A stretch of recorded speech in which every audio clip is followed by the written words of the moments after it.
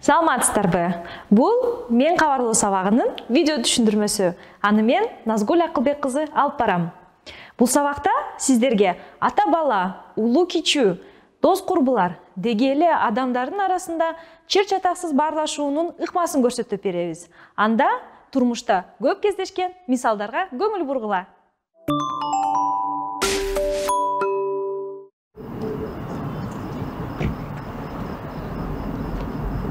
Максат, сени күтө бер, чарчадым го. Сен менен конокко да кечикмей болдук. Саатты карачы, 9 болот. Сен ар дайым ушундай кыласың. Апа, кырбаңчы, машыгым кечип калды. Сиздер телефон чалып берип берет кел десеңиз, мен эртегирээк келет элем. Өзүң мени күттүрүп коюп да уялбай телефон чалып койбопсуз деп мени коркутасың да. Сени менен бир жака барбай эле коюш керек болуп калды. Кырбаңчы апа эми. Басем конокко батыраак барай.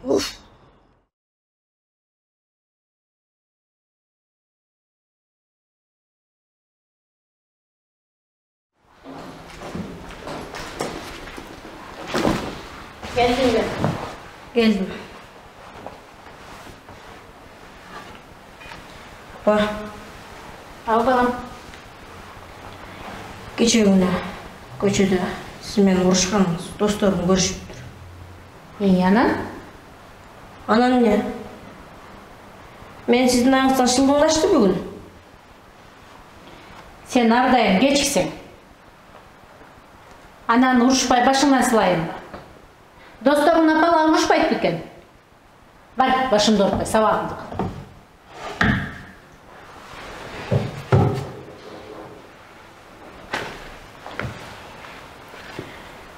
Сиз мени эч качан түшүнбөйсүз.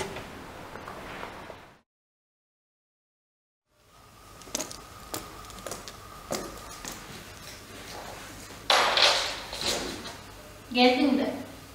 Geldim. Апа, Ал балам. сизге айта турган маанилүү сөзүм бар эле.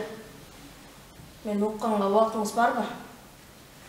Эмне жөнүндө айтайын дедиң эле балам?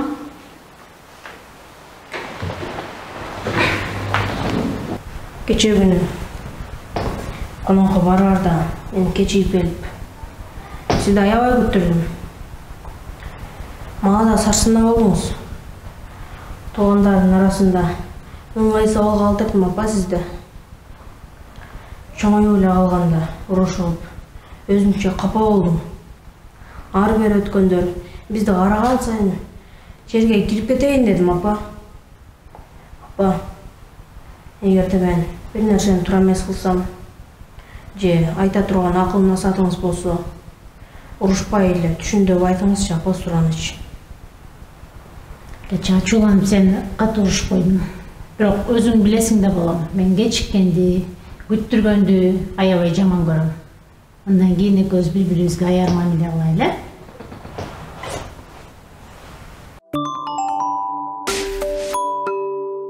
Бири-бирин капа кылып, таарынышып калбашы үчүн сенин айыңан деп айыптоо иретине кайрылбастан, жагымсыз кырдаалга болгон өзүнүн сезимдерин мен аркылуу билдиргенде, тараптар коргонууга эмес, бири-бирин түшүнүүгө кадам ташташат. Анда эмесе, чыр чатаксыз баарлашуунун формуласына назар салыңыздар. Мен кабарлоо ыкмасын пайдаланганда, силер ар дайым, качан болсо да, күндө эле дебестен чыр чатакка алып келген конкреттүү окуяны айткыла. Ошол учурдагы ички сезимиңерди, абалыңарды сөз менен баяндагыла. Жагымсыз окуя кайра кайталанбашы үчүн экинчи тарапка өзүңөрдүн каалоо сунушуңарды айткыла. Эске алуучу нерсе, мен кабарлоо ыкмасын колдонуп жатканда, экинчи тарап сизди уга тургандай абал түзүү абдан маанилүү. Бул абалды төмөнкү кайрылуу менен түзө аласыңар. Сүйлөшкөнгө убактыңыз барбы? Экөөбүз сүйлөшсөк болобу? Сизге айта турган сөзүм бар эле. Бошсузбу? Келгиле, жакындарыңар менен мамилени жакшыртуу үчүн мен кабарлоо ыкмасын колдонуп көргүлө.